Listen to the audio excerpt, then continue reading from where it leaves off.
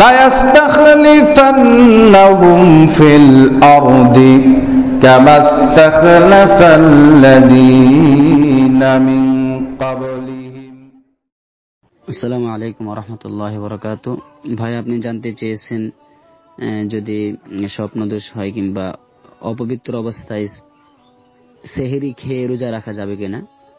হ্যাঁ, যাবে, কোনো সমস্যা নেই। কারণ সেহরি খাওয়ার জন্য গোসল করা শর্ত নয়, নামাজ পড়ার জন্য গোসল করা শর্ত, সেহরি খাওয়ার জন্য শর্ত নয়। আর এই মর্মে বুখারী মুসলিম একটা হাদিস এসেছে। হাদিসটি বর্ণনা করেছেন আল্লাহ রাসূল সাল্লাল্লাহু আলাইহি ওয়াসাল্লামের দুইজন স্ত্রী আয়েশা এবং উম্মে সালামা। তারা বলেন, আন্নান নবী সাল্লাল্লাহু আলাইহি ওয়াসাল্লাম কানা ইসবিহু জুনুবান মিন জিমাইন গায়রা ইহতিলামিন সুম্মা ইয়াসুমু ফি রমাদান। আল্লাহ রাসূল সাল্লাল্লাহু আলাইহি ওয়াসাল্লাম কখনো কখনো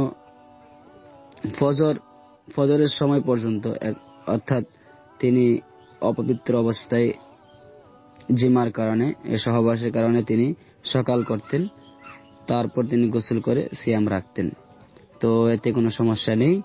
তবে উত্তম হচ্ছে হাত ধুয়ে নেওয়া, হাত ধুয়ে খাওয়া, এটা হবে আপনার জন্য উত্তম।